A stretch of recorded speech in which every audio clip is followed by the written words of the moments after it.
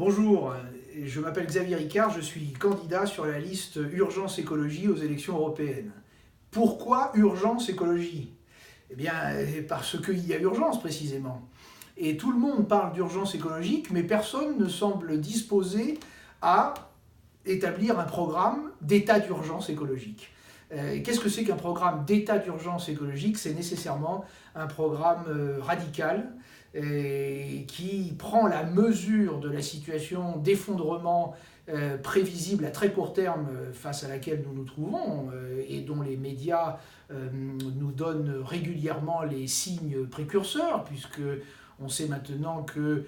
nous assistons tout à la fois à l'extinction massive des espèces vivantes, et le prochain rapport du groupe international sur la biodiversité va en rendre une fois de plus témoignage,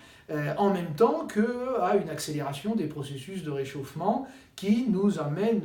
rapidement vers des trajectoires de réchauffement supérieures à 2 degrés et même éventuellement qui pourraient atteindre jusqu'à 4 à 5 degrés d'ici la fin du siècle. Et ça, c'est des transformations telles de l'écosystème terrestre que l'habitabilité de cet écosystème pour les hommes et pour un très grand nombre d'espèces vivantes sera compromise. Nous n'avons que 10 ans pour réagir, faute de quoi les catastrophes vont se chiffrer par milliards de morts ou de déplacés, et la situation a pris maintenant des proportions qui exigent des transformations totales et radicale de notre façon de concevoir la vie, et pas seulement de notre façon de vivre, mais de concevoir notre rapport au vivant. Urgence Écologie, c'est une liste qui prend la mesure de ce risque et qui, précisément, nous invite tous à une transformation de notre rapport au vivant, de la notion même de société, puisqu'il faut admettre que la société à laquelle nous participons, dont nous sommes une composante, elle s'étend, cette société, aux forces vivantes, aux animaux, aux végétaux, aux forces géologiques, aux paysages, et que lorsque nous parlons d'une transformation écologique et sociale, ce que nous entendons par social, c'est justement cette société élargie dans laquelle l'homme puise les ressources de son épanouissement. Qu'est-ce que c'est qu'un programme d'urgence écologique? C'est nécessairement un programme de transformation de notre modèle économique et de sortie de ce que nous appelons le capitalisme, qui existe depuis le XVIIe siècle, qui n'est pas naturel ou qui serait consubstantiel à la nature humaine, qui n'est pas naturel, qui a eu une date de naissance, qui peut avoir donc une date de décès. Et je crois que le moment est venu de nous dire tous que nous sommes parvenus à la phase où il faut transformer le système économique pour que l'accumulation du capital, le profit, ne soit pas la finalité ultime à laquelle toutes les autres finalités sociales sont subordonnées. Nous devons nous orienter vers une économie écologique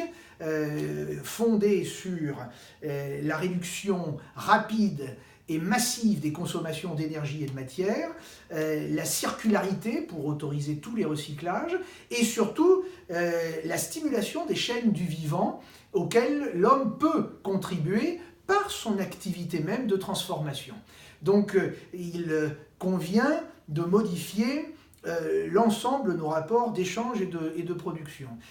C'est en partie une transformation juridique, parce que le droit des sociétés est fondé sur un dispositif institutionnel qu'on a inventé au XVIIe siècle, qui est la société de capitaux. La société de capitaux a comme unique objectif d'accroître, d'accumuler le capital, quel qu'en soit le coût écologique et social. Les sociétés de demain, ce seront des sociétés d'écologie solidaire, où les finalités de production seront mises sur le même plan que la viabilité écologique et la viabilité sociale. Ça engage de nouveaux types de gouvernance, des nouvelles formes d'évaluation du service rendu, des nouvelles manières de comptabiliser les actifs et les passifs. C'est une transformation. Cette transformation juridique, d'ailleurs, ne s'arrête pas là, elle doit aussi concerner tout le droit civil, hein, l'ensemble du droit civil, et notamment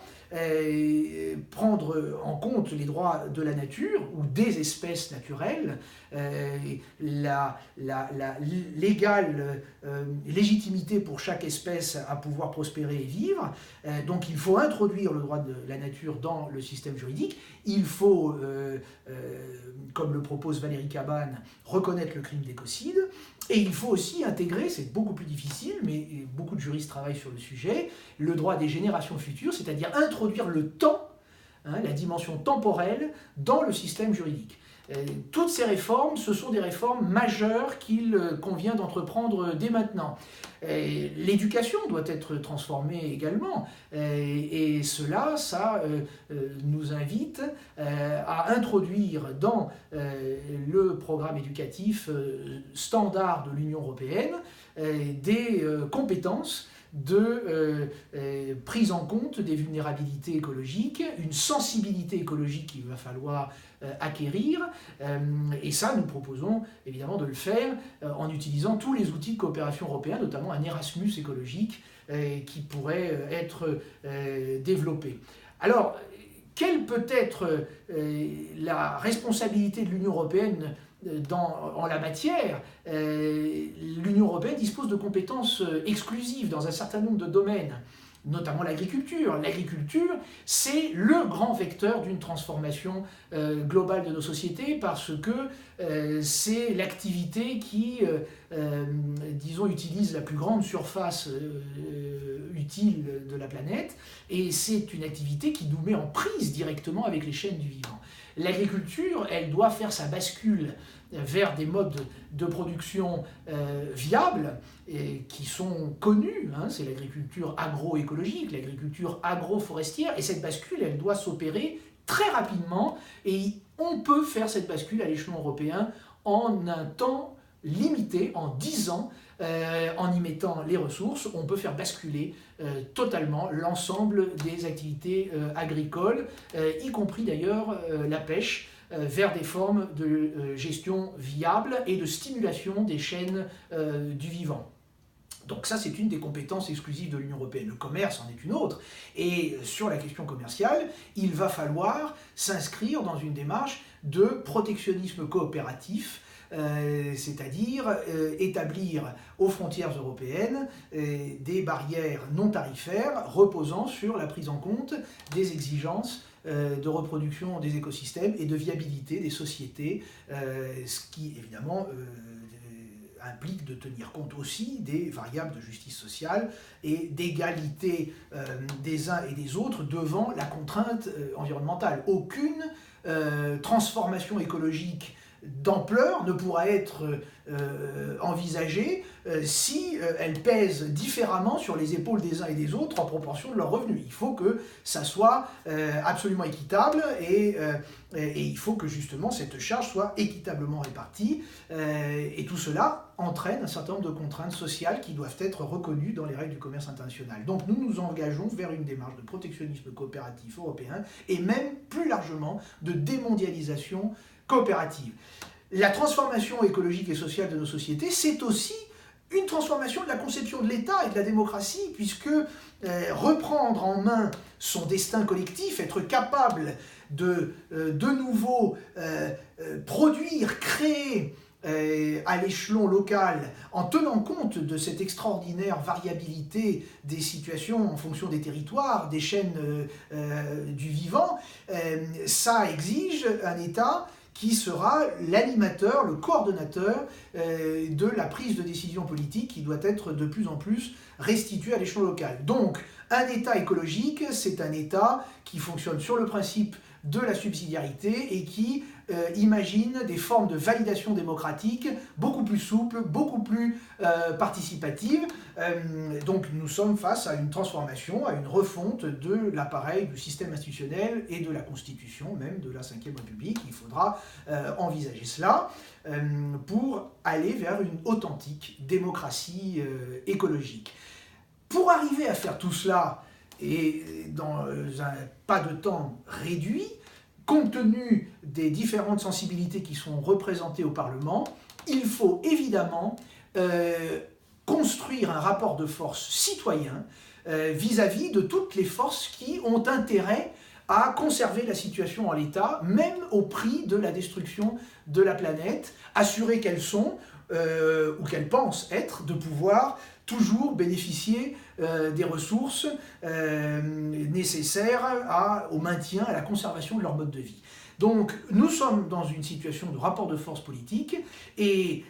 la stratégie que nous proposons d'adopter si nous sommes élus au Parlement européen, c'est une stratégie de guérilla parlementaire, de façon à organiser la représentation des forces sociales, d'interpeller constamment la Commission sur ses actions, de chercher aussi à porter le débat de façon virulente et combative dans l'hémicycle européen, en s'adossant justement à l'ensemble de ces forces qui sont en train d'émerger dans la société et dont nul aujourd'hui ne peut ignorer l'existence et la force propositive. Il faut conclure par cette simple constatation: une politique de transformation écologique et sociale, c'est une politique de création, c'est une politique de vie, c'est une politique de réappropriation de notre monde vécu, de notre destin collectif, de notre capacité d'action collective. C'est une politique de lutte systématique contre toutes les formes d'aliénation, et à ce titre, c'est également une bonne nouvelle. Merci.